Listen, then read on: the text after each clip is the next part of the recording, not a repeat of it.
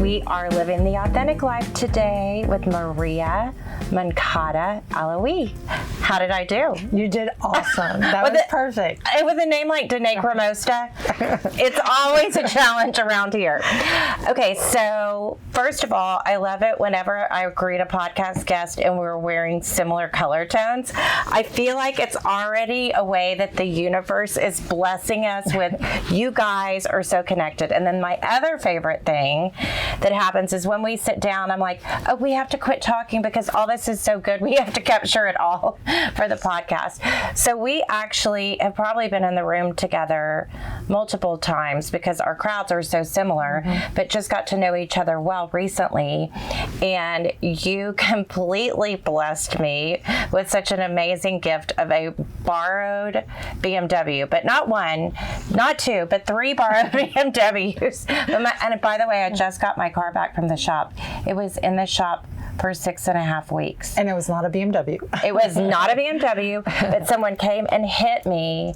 And parts are such a problem now with cars to get in. But anyway, so now we're talking a lot about goals and visions.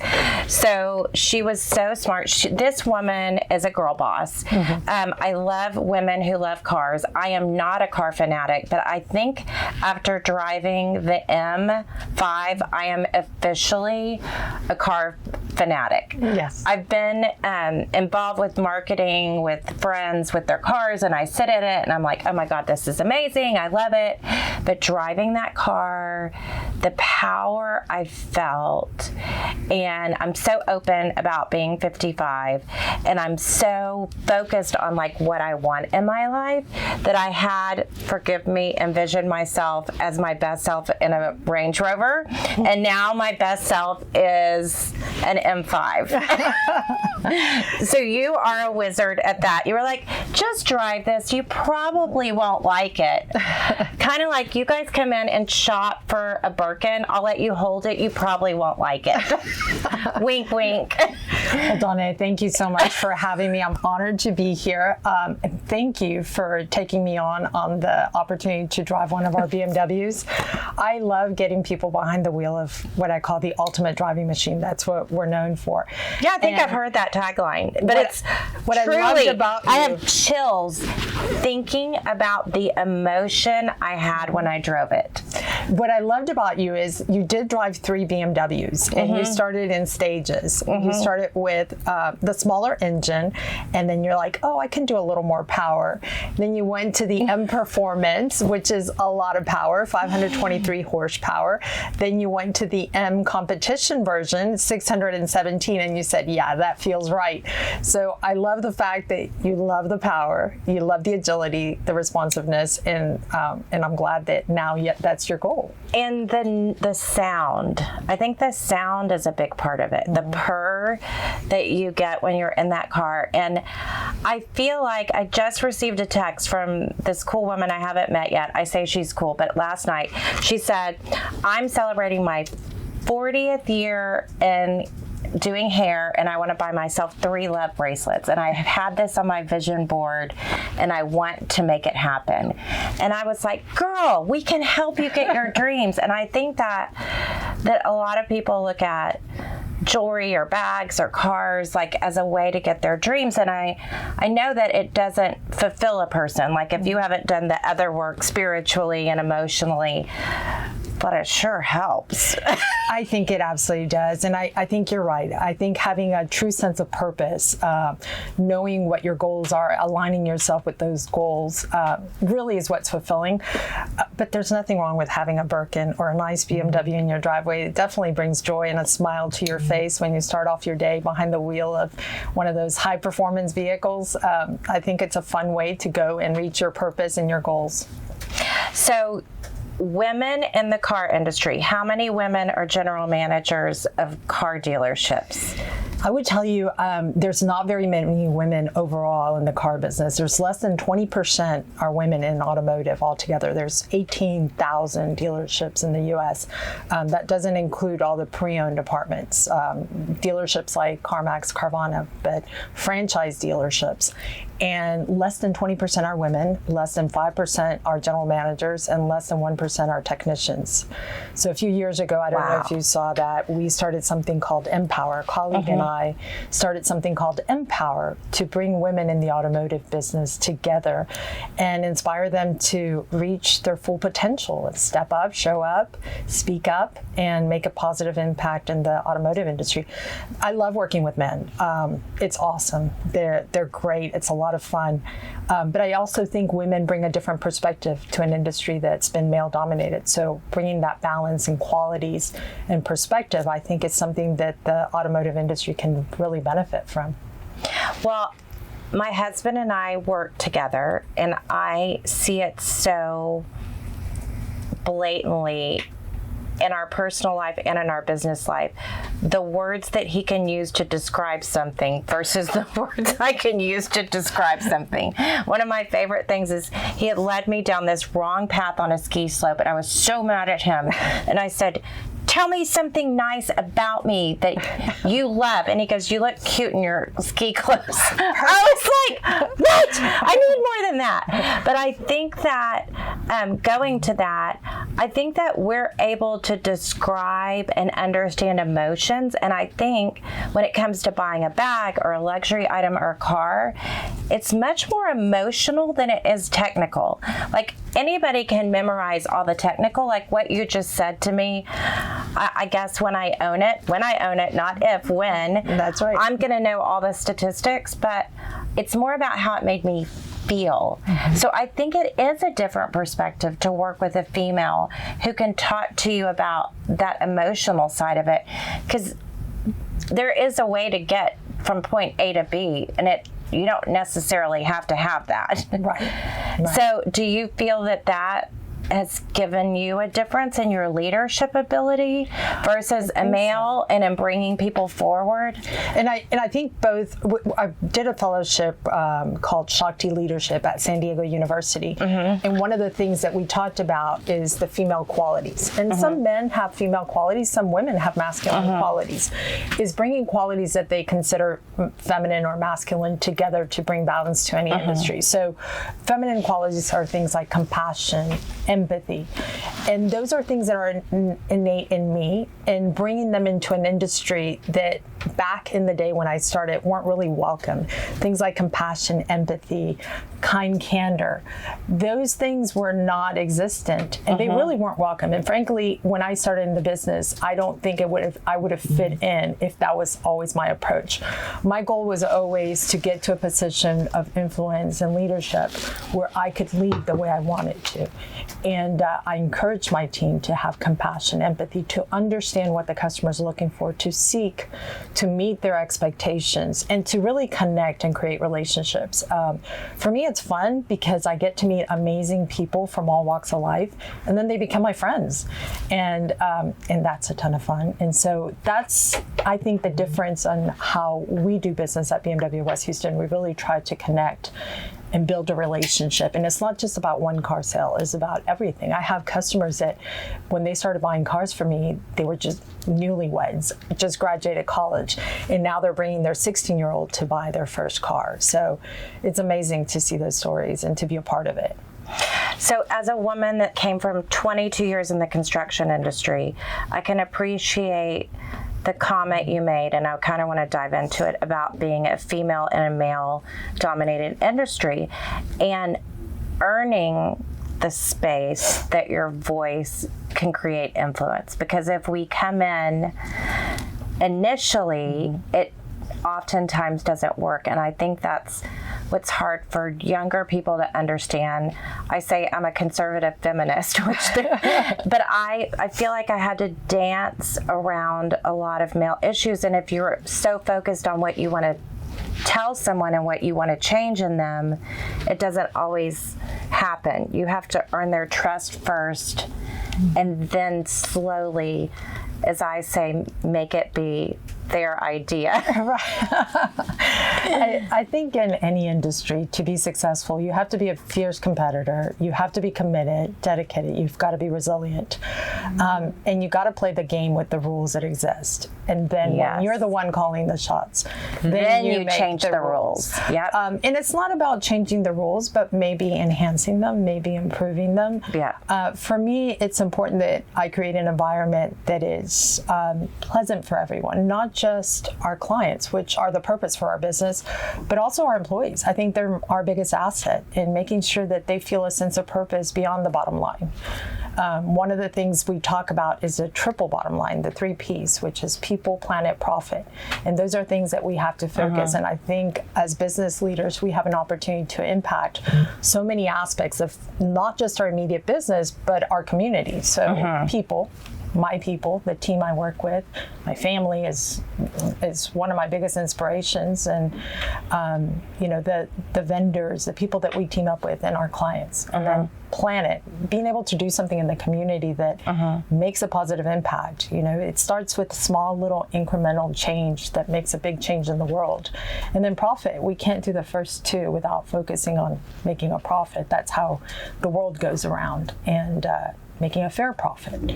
So those are the 3 things that I think at the store we focus on. And I think my team is proud of being a part of something that's beyond just the bottom line. They have a sense of purpose. And that's such a big part of retaining people on your team too. We have a very small team in our office, but it's really important to me to keep it.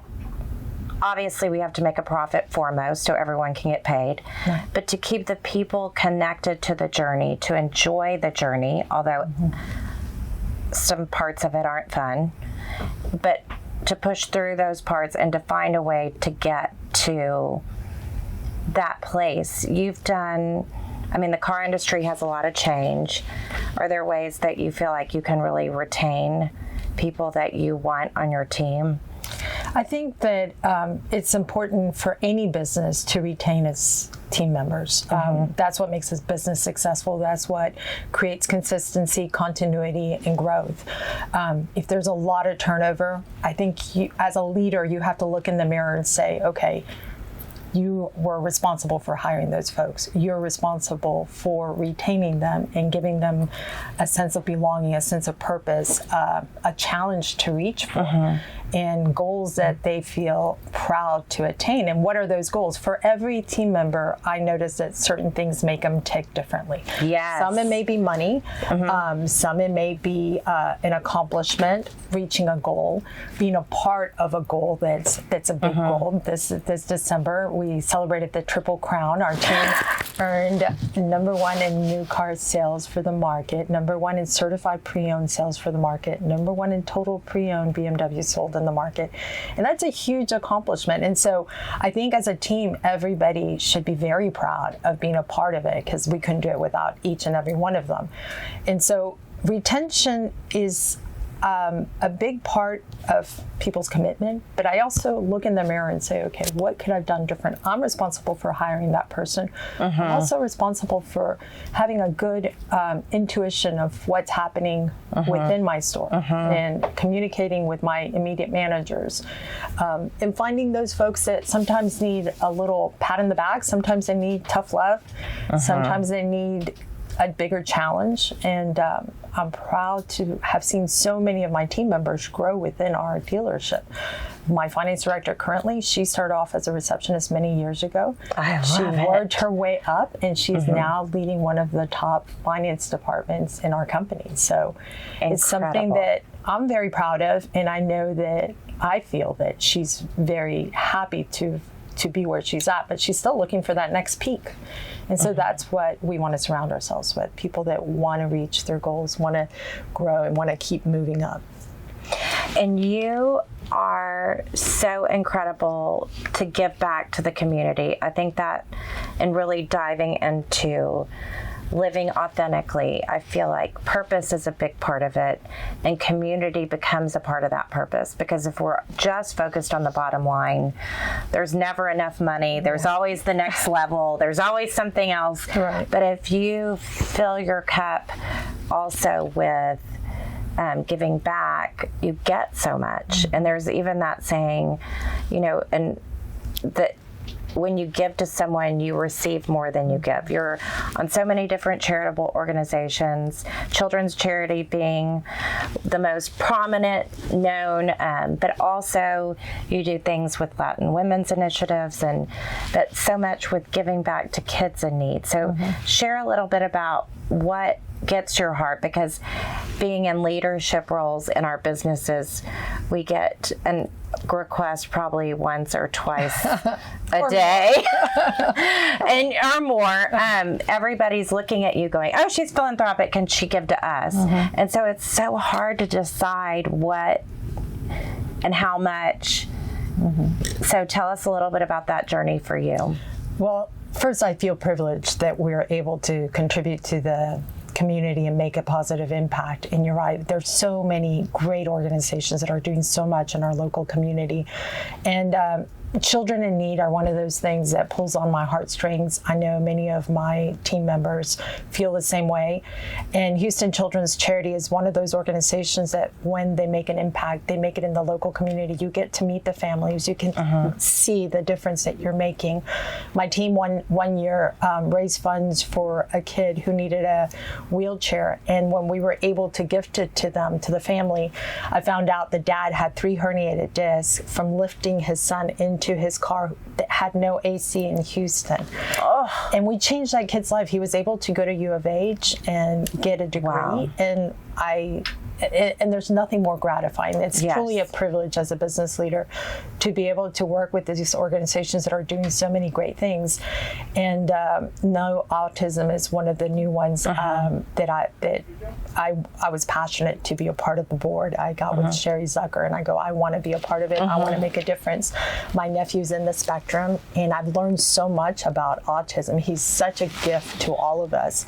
And I think bringing awareness to the rest of the world is really important. It's something that I'm passionate about. So I find causes that I'm very passionate about, that I can see an immediate impact, that I can make sure that not just I am involved, but my team's involved. In December with Houston Children's Charity, my entire accounting team and I, on our busiest month of the year, we went and volunteered to organize the gifts and to set them up. And I think they were really impressed that Tillman Fertitta was there himself doing the same thing, leading by example and showing the importance of our time and our contributions besides money. And I think that sometimes, we get asked to donate or give, and when I can, I do. And when I can't, I give my time. My team gives their time. For the Houston Food Bank, we've done something for many years, and my team won something called the Hunger Games. They packed the most food, they raised the most funds, they donated the most hours, and that's something else we're really proud of. So sometimes it's not just about the money, it's also giving of ourselves and making an important difference in our local community. And really it starts with our communities, and to make a big difference in the world, that's really where it begins. One person at a time. And I feel like that's such a great way. I call it being in the trenches. Like, I just feel like it touches my heart more than you've got to write a check, because there's so many operational things that these organizations have to do to keep going and keep facilitating that. But being in the trenches, and I think it changes the heart of my daughter when I see us going to do things together, and you have a stepson, an incredible husband. I think that is a big part too of the overall, when you talk about community and your people, you have a great network of friends also in your personal life, and you've met so many of them through awards you've received. We were just discussing that you're a sweetheart this year, and you were a model award-winning person who, in what tell us about that organization. That was in December? That was in December. I'm very honored. The Dahl Foundation recognized me, and the award is called Top Model of the Year Award, which is, gosh, a huge title, and I'm very honored. I'm very grateful.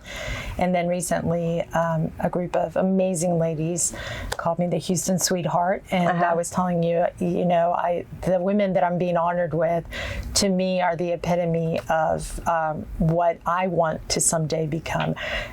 Ladies like Laura Ward and Letitia Trauber and Nene Hale, just amazing women who have overcome so many obstacles and challenges and have kept their grace, their dignity, and don't get me wrong, these are tenacious, very driven women, so that inspires me as well. I can certainly identify with that. But I'm honored to be a part of them.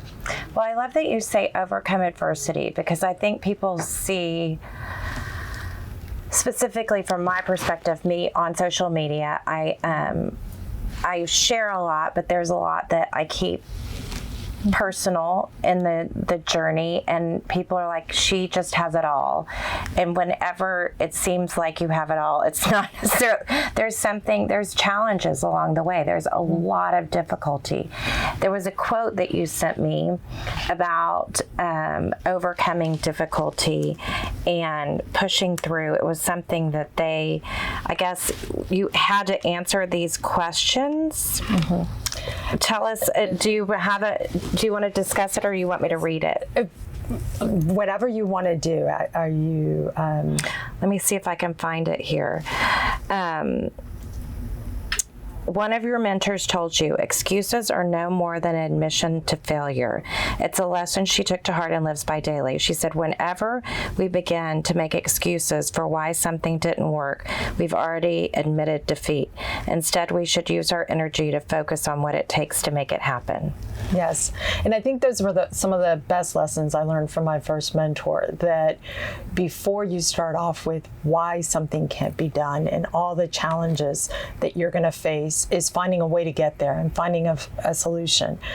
So I always keep that in the back of my mind. Whenever I'm about to encounter something difficult, I say, okay, excuses are no more than an admission to failure. Let me find the solution. Let me figure out how to get there.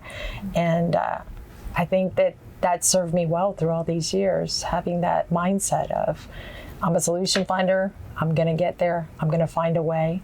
And yes, challenges are there to help us grow. I think some of the most difficult times in my life have been the biggest opportunities for growth and have prepared me for the next chapter in my life. And so I'm grateful for those as well. And you're the daughter of immigrants, or are you an immigrant yourself? I'm an immigrant myself. So I come from an amazing family. My parents are incredible. My mother is from Spain. My father was from Honduras. I was born in Honduras. I came here when I was 8 years old. I assimilated to our culture, and in an area of Houston that's very eclectic. I grew up in Alief. So most people that are familiar with Alief, every ethnicity, which really reflects our city. Our city is quite diverse, yes. And I think we're fortunate to have grown up in that environment. I know you also grew up in Sugar Land. So yes. The diversity, I think, helps us in business, especially in a business where we're dealing with people, because we understand where people are coming from, their cultures, their idiosyncrasies. And so being born to an immigrant family, I think, has been a huge blessing. I have different perspectives. My mother with the European side, my father with the Latin American side. And most people don't realize, even though the language is Spanish, the cultures are vastly different. The way of doing business is vastly different, and understanding that. And then my husband is Moroccan, Northern African, which he speaks French, Arabic. Moroccan's a dialect that combines all the languages, English, and so he's also got a different perspective on things. So I feel very fortunate to be able to have an insight to different ways of looking at things, and even tackling business, personal life. But family's been really big to me. I grew up in a family, a big family, we're very close. I'm one of 7 kids. We all talk all the time. And so that's a great support system. And I feel very fortunate to be a part of such a huge, amazing family. So what advice you would give others who said dream big, commit to those dreams, be bold, be brave, be daring. Within you is the power to lead and make a positive difference. Like every one of those I could spend an hour talking to you about. But I read something that said, and I believe it was spiritual, but something along the lines of, you have everything you need inside of you. You just have to find a way to bring it out. Mm-hmm. And I think if we all can really absorb that and believe it, sometimes just being the last man standing means that you win. Yeah. And you reach it. Yes, absolutely. I think within you is the power to lead and make a positive difference, and believing that and really being the best version of yourself. I think that the key is attacking everything with passion, with a real desire to be the best version of yourself in whatever it is that you're doing. Bring the best of yourself in everything you do, and do it with passion. Don't just, kind of get your toe wet. Dive in. I think the best analogy I can give you is like going swimming and not wanting to get your hair wet. Well, it's not quite the same experience, right? Exactly. If you go swimming and you really want the full experience, you got to get your hair wet. It's the same thing I would say with life. You can't just, kind of dive in. You got to go in all the way and really enjoy the experience. So interesting. Always give the best of yourself, and the success and money will follow.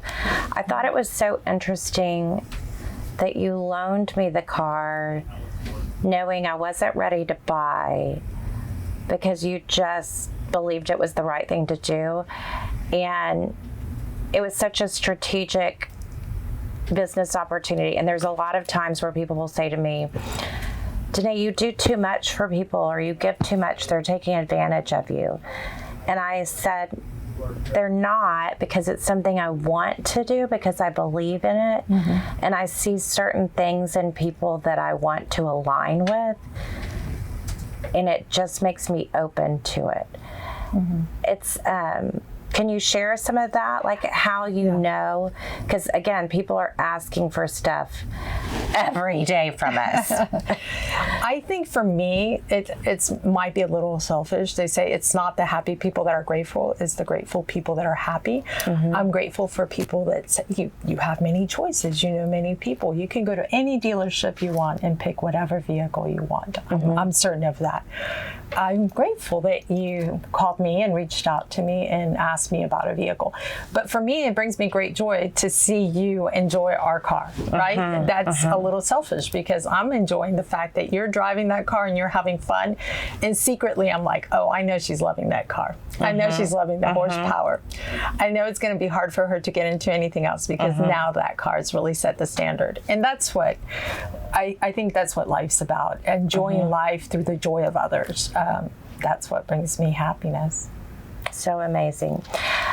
So tell us about what you have coming up. So we have a lot of great things coming up.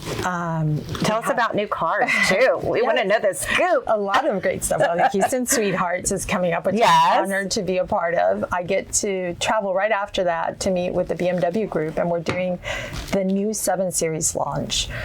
So the 7 Series is this amazing car. It's got incredible technology. It is amazing. It's elegant, it's fast, it's agile. It's our flagship vehicle, and I am so excited about that car. I wish everybody could drive it, because it would just put a smile on everyone's face. And that's what your husband drives? That's what my husband's driving right now. He just got the brand new 7, and he loves it. Wow. And, we, being in the car business, we have the privilege of driving so many new cars, and he goes, you know what? This is definitely my favorite right now. Oh, good to know. So he loves it, and it's he's 6'5", so having the headroom, the shoulder room. So we're launching that. We also have, I'm part of the World Council, International Women's Day, March 8th. So I will be speaking at their symposium, which I'm very honored. What? And then in the community. That's incredible. Where is that happening? That's going to happen here in Houston. the exact location just No, it's okay. escaped me. But could people get involved, yes, or could they? Absolutely. So it's a big organization. They do so many amazing things. And regardless of your political party, they're involved with the world. So a couple of weeks ago, I got to listen to Mike Pompeo live, and it was very entertaining and very interesting and very eye-opening to hear that perspective. So that's March 8th, International Women's Day. Yes, we must celebrate that. No Autism Gala coming up April 22nd. April and Jorge are the sharing. And or honorees. Yeah. Honorees, yes. And they've done a lot.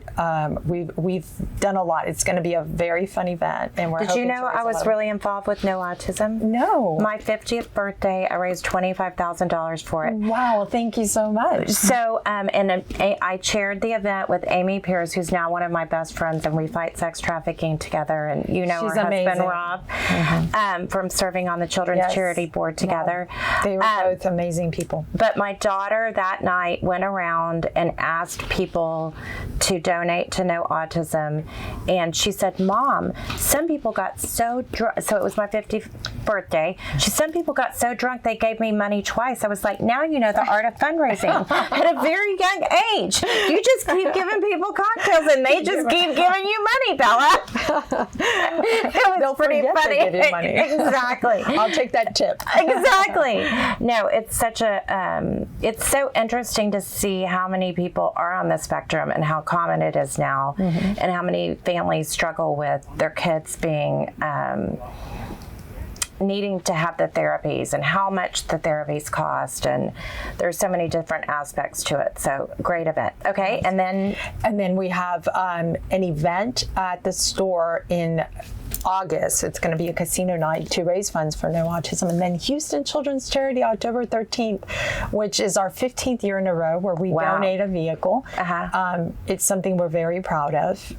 So 100% of the donation goes to children in need in Houston Children's Charity in our efforts to make an impact in the community. So it's something we're really excited about and excited to be able to contribute in such a way. So incredible. So, and for anybody that likes power, like Donna, we have the M-Town Tour coming. So M-Town Tour, you get to drive our M cars, our high performance cars, the one you really like. Yes. And you get to drive our cars, use our tires, and try them all.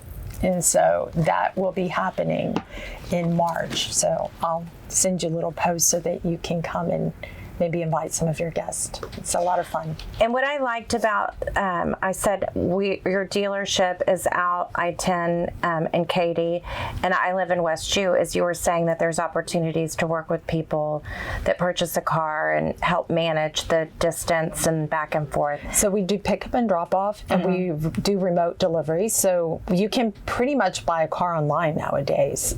Yes. We learned that through COVID. That's one of the silver linings of COVID. We learn how to interact with our customers virtually because they couldn't come to the dealership, and we wanted to stay in business. I wanted to make sure that our employees had a place to come to after COVID, and so we were trying to recreate ourselves, reinvent ourselves, and we found a way to sell cars virtually. And so we will drop off the vehicle at your house, and then for service, we can go pick it up, drop off a courtesy loaner, and then drop it back off. And I think that's something that people enjoy. A lot of people don't like being in a car dealership, don't know why. I love it. I like going there every day. But you know, there's some people that don't want to spend a lot of time in a car dealership. So you don't have to anymore.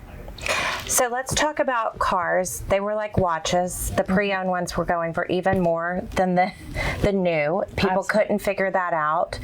Are you seeing a change there? Let's talk about ordering a new car. If you order today, you get it in December. Like, let's just dive into the nitty gritty, because it's a confusing journey right now with cars. That's a great point. It's actually confusing for us in the industry. You're like, what? We've been in a 25 This new year car is less expensive than this pre-owned? So the pre-owned market is dictated by the new car market, kind of like Rolex is, right? And so when there's a scarcity, they're very compatible. The luxury segment is very compatible. And so when there's a scarcity of new cars, you can't get them, then the pre-owned value goes up. And yes, we saw pre-owned values rising at levels unprecedented. So people were loving it. They're getting top dollar for their vehicle. Now it's starting to level off a little bit. I think, with the feds raising the rates, that's balanced off a little bit. You still get top dollar for your trade-in, but I really think it's a great time to buy new because the inflation hasn't really caught up with new car pricing. So you can order a vehicle, and the other great thing is you order it exactly how you want it. Now you don't have to settle for options. You can order it option by option, get exactly what you want. It'll be delivered to you. And the amount of time that it takes varies. It depends on what model you select. There's some vehicles that it's less production, less availability, and then there's some that we can get to you in 3-4 weeks. Well, hypothetical, let's say I wanted to order the M5. It's on order. It's already on order.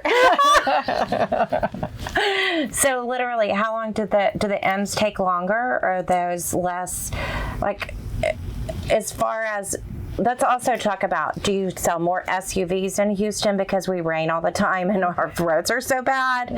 Are you seeing different women liking certain cars, men? Can you kind of give us some generalization? So I see the most amazing women, strong women that will buy. I have a dear friend who's an attorney. She bought an M3 manual transmission, the very first one that came to Houston in the new lifestyle. And she's like, oh, it's got to be manual. And I just think it's the coolest thing. Yeah. So I really don't think vehicles are specific to any. To a sex. Okay. I think there's certain qualities in the vehicle that make it maybe more masculine, more beefy. Yes. Like you were driving the X5M. And that car is very, I think, beefy, masculine, sporty looking. It's so sexy. More men drive that than women. No, it's actually, now I would tell you that most of our clientele, I think 60%, maybe 55% now are men. But I'm seeing a lot of women that want that agility, that sportiness, that power. And our cars also have the luxury and the technology that luxury vehicles are known for. So I think you get the best of all worlds. One of the things that you asked was about SUVs versus cars. We call them SUVs, sports activity vehicles. And in the U.S., 65% of what we sell are SUVs. So I think it's overall, SUVs are a little bit more sought after. I think we like sitting up high. And our SUVs are very athletic. So sometimes you feel like you're driving a sports car and you don't realize you're driving an SUV. X7, for example, it's a 7-passenger and it's so responsive. It's so agile. A lot of moms come and thank me. They're like, oh my gosh, I was in such and such car before and now I feel so sporty. Move over minivan. I feel so sexy driving this car and it's so fun to drive it. And that's, that's what brings us joy. But yeah, about 55-60% of the cars, mostly in Texas, are SUV sales. And let's talk about interest rates going up. Does it make it better to get into a lease, more cost effective to be in a lease? Let's talk a little bit about, or how do you choose, how does one choose? I've never leased a car, and you were saying maybe I should consider that. Yes. So one of the benefits of working with BMW is they have the BMW financial arm, and to keep the the economy going and to keep the sales going, they have given us incentivized rates. So rates that are better than what most lenders will give you on certified pre-owned cars and new cars. I'm a proponent of leasing, and I'll tell you why. I think leasing gives you, it's kind of like a long-term engagement, right? You engage with somebody for 3 years, and during that period, you decide, I love this car, it's everything I want, I'm going to keep it. So at the end of the lease, you can continue paying until you pay off the vehicle.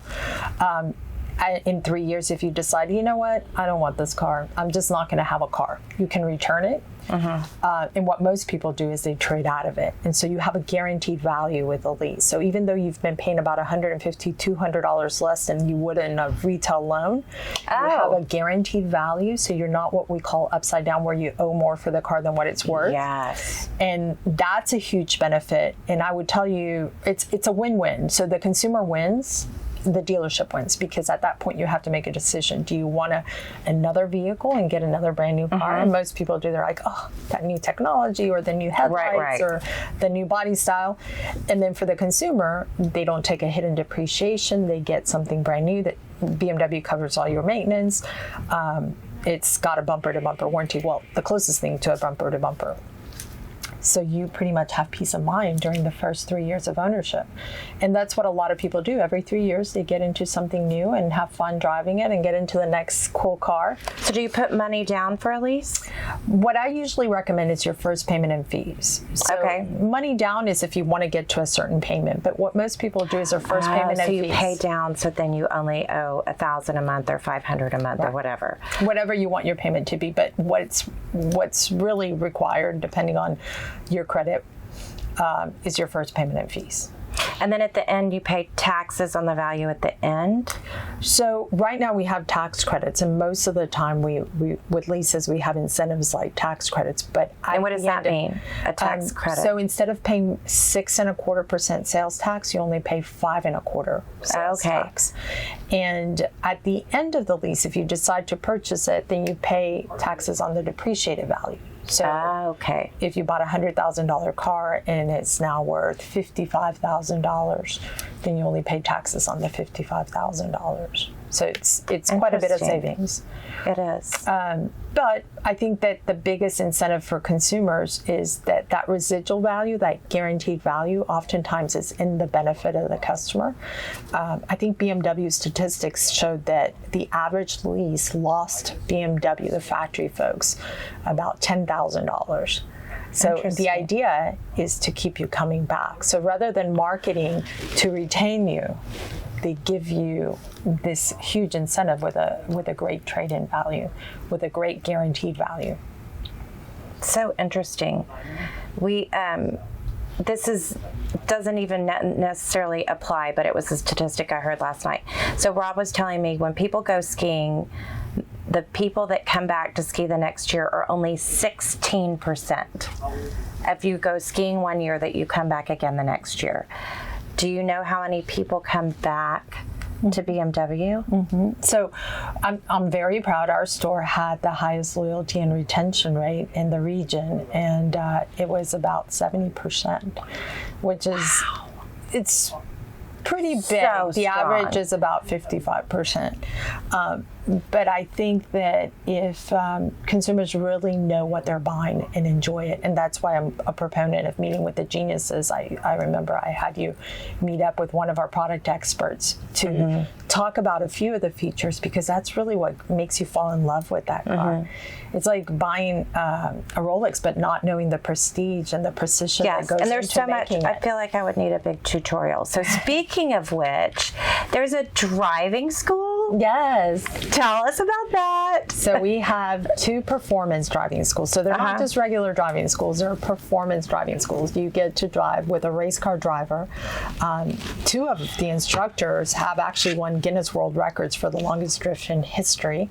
And girl, you drift. Yes, I learned to drift, which... Yes! That is such a girl boss. Yes. You can drift. Yes, and I love going on the track. It's funny because they typically don't expect me to get behind the wheel and actually compete with the boys. They're like, that girl? They're like, that woman. Yeah. So it's a ton of fun, and anybody can do it. We have 2 performance centers, one in Palm Springs and one in Spartanburg, South Carolina. And you can even go with your teenagers. So we have teen driving school, and they won't let the parents go in with them. I know, that would not be good. I could not be in the car.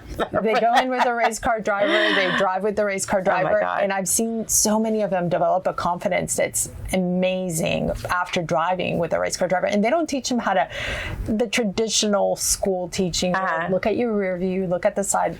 They teach you how to maneuver out of a situation by hitting the gas. Or how to avoid an obstruction, how to look ahead, how to turn on a curve at a fast rate. And that's important. They say a lot more accidents are avoided by hitting the gas than by hitting the brake. Wow. And so knowing how to do that is important. And then the performance driving school. So anybody that wants to drive these high performance car, use our tires, allow us to take the risk. You can go in for a full day, and it's just so much fun. It's a great way to relieve stress and to get your adrenaline pumping. New thing for the vision board? Yes. Going to the driving school. And performance driving school. Absolutely. So is there anything that we haven't talked about that you want to share? Oh gosh, we talked about so much. I can't even remember if we talked about it during the podcast or afterwards. So you gave a Matthew McConaughey quote. We didn't get to that. Do you remember what it was about? We were talking about the honor of being among these amazing women in Houston sweethearts. And you said, sometimes I have the imposter syndrome. And I shared with you, I'm more cocky than I think I should be. I'm very confident in the sense of if somebody's doing something great, I'm like, well, I can do that. I could do that. And I think that we all should feel that sense of attainment. If what one person can do, another person can do, if they just put their mind to it. And Matthew McConaughey said he's always chasing the better version of himself. He's always chasing his best self 10 years later.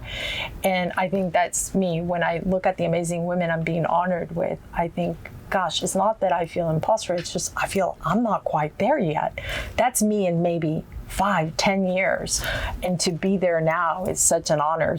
And to be named among them. So yes, I'm always chasing the better version of myself. While I'm cocky, I know I'm not quite the best version of myself yet. I still have some room to grow. But there's so much to that. Again, believing in yourself and believing you're capable of doing it, but then always having the next vision. So do you have a 5 or 10 year that you want to share with us? Always. I think I'm doing things that align with my purpose, that align with feeling authentic and my true self, because I've always kept the things that are important to me very near and dear to my heart, and I haven't deviated from them. No matter how challenging the circumstances have been, no matter how my way of doing things didn't quite fit the way they were doing, I stuck with it, and I think that aligns with who I am. And so I'm going to continue being family first, and family has extended to my team members at work, to my friends, to clients that have become like family. I'm going to continue focusing on making positive contributions in the community. That fulfills me, that gets me excited every day. And providing the profits that for our business to make sure that I can continue doing the first two things. And I think that that's going to continue to be my passion, making those contributions. And do you see yourself in Houston? I do. I love Houston. I've never left Houston since I was 8 years old, not even for college. I think that Houston is such an amazing city. It has a little bit of everything. It's growing at tremendous pace. But we're a big, small town. If you think about it. Amen to that. Everybody knows each other. True. 7 million people, and we're all connected in some way or another. Yes. And when you had situations like Harvey, it really showed the heart of Houston and our people, and how everybody just rolls their sleeves up and starts working together. We don't say, why me? We say, dare me. Let's get together. Let's fix this. Let's make this a great city. And I think that's what makes this place so amazing. We don't pity ourselves. When something crazy happens, we just roll up our sleeves and we start working. During the freeze, everybody just came together and worked. And it didn't matter where you were, who you were, people were helping each other. And I'm just so blessed to be in this amazing city with amazing people. I feel the same way. We've traveled the world, but I just love coming home. I know. I love, and I love traveling. God willing, we go to Spain this summer and Norway. Oh, good. We have some friends from Norway that have invited us. We love traveling. We went to Spain this past summer, and the previous year to Morocco. So we try to mix it up a little bit. And I love visiting and learning and experiencing new cultures. But there's nothing like coming home. Amen to that. Well, what a blessing it's been to connect. I love our green together. Green. I know. And we're going to be doing some amazing partnerships. So everybody stay tuned. Can't wait to what's coming up. Until next week, keep living that authentic life. Thank you for having me.